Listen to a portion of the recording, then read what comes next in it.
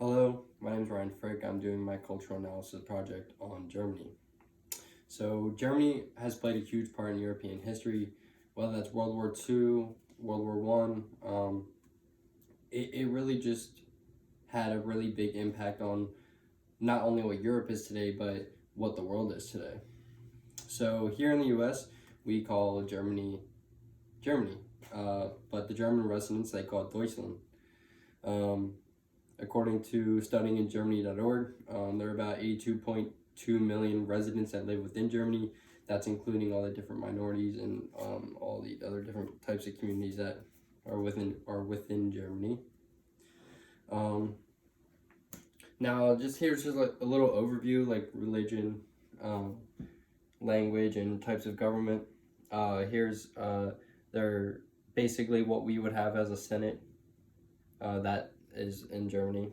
Uh, So it's very multicultural, religion based wise. They have Judaism, Buddhism, Sikhism, Yazidi, Christianity is one of the most dominant, and Islam being the most minority dominant religion, and that's according to studyingermany.org. So getting into the language, about 95% of German population speaks German. Depending on different cities, dialects change a bit, kind of accents, things like that.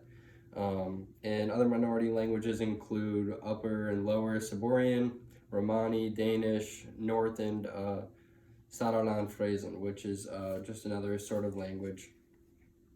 Due to large amounts of immigration, some other communities may speak Turkish, Greek, Kurdish, Albanian, Polish, and Russian. Those are just some of the ones that vary. And type of government.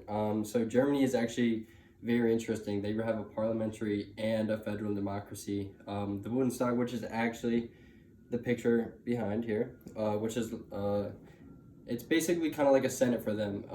They're elected every 4 years. It's a main governing body. That is a group of people who elect the federal chancellor, who deals with all the foreign and other proceedings with other countries, that kind of thing.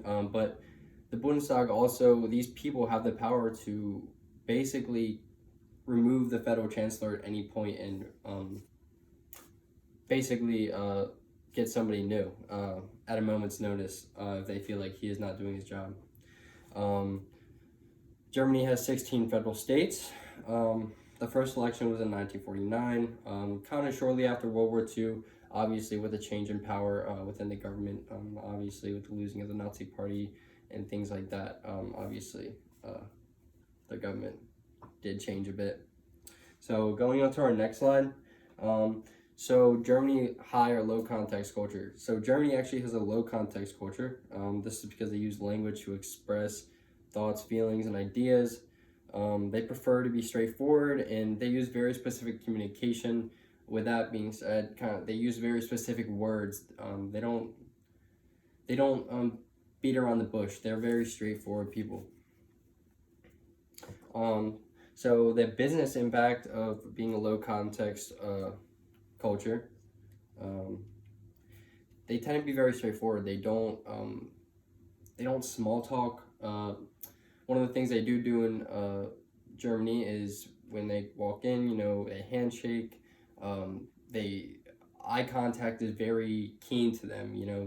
That shows signs of being respectful and that kind of thing. If you don't, it makes it seem like you don't want to be there, or you don't really respect them as a person. Having a nice firm handshake. They don't do kissing on the cheek like they would do in other European countries, like France and Italy and things like that. One of the phrases that I read on textbook page 83, they do get down to business. They're very punctual, keeping deadlines. They're not very social within the business aspect of things, but at the end of the day, if you're doing really good work, good quality work, and you're being reliable, that could lead to further friendship within the business aspect. So the verbal impact, all is spoken with purpose. Pay attention to literal meaning. They're more like quality over quantity, basically. So they use fewer words to get across what they're trying to say. Like I said earlier, punctuality, conflicts are addressed firmly and verbally. Like I said, handshaking most common. Men usually do greet women first, and then the women will have the opportunity to put out their hand and do a normal handshake. Guten Tag, which means good day, or Hallo, which means hello, basically. So moving on to slide number 3, Germany, individualistic or collective. So Germany is actually an individualistic type of community. Definition of individualistic is people who look after themselves and immediate family. So with that being said, they do look after their immediate family. So by that I mean their parents. There's a high basically focus on parent to child, not more so focusing on, you know, your second cousins or your third cousins, you know, or your uncles or your aunts, things like that. They have a strong belief in self-actualization. Self-actualization is a realization of talents and potentials. So they focus on these things, such as within sports. You know, they do have a lot of people within the country that play sports. It's very competitive. You know, that's just how they are. They are very competitive people. Very direct communicators, meaning they are very honest people. Honest even if it hurts. They're very brutally honest. You know, they give other people this honesty more so to kind of point out a mistake, not so much to, in a sense, hurt people's feelings. You know, they want these people to learn from mistakes that they've done. That way they don't repeat it. And here's a picture of Hofstede's basically scores. So, moving to slide 4, competitive over cooperative. So within this, they were competitive. They were masculine. They had a score of 66 from Hofstede's Insights. Meaning society is driven by competition, achievement, and success. Basically in all aspects: business, sports, school, gym, grades. You know, really anything, archery, rowing, basically anything you could think of. Germany is very competitive within that sense. They're very naturalistic, show success and achievement, and within this achievement they like to show it through cars. And like here, like this is a businessman and he's driving a Maserati. This is one of the richest businessmen within Germany. But yeah, they like to show their success. Watches, technical devices, performance is valued within a sense. So Germany is with business and sports. Their schooling is very competitive. There are a lot of smart people that have come out of Germany, whether that's in literature, art. You know, they produce about 49,000 books per year. And that's just from within Germany. They have different schools.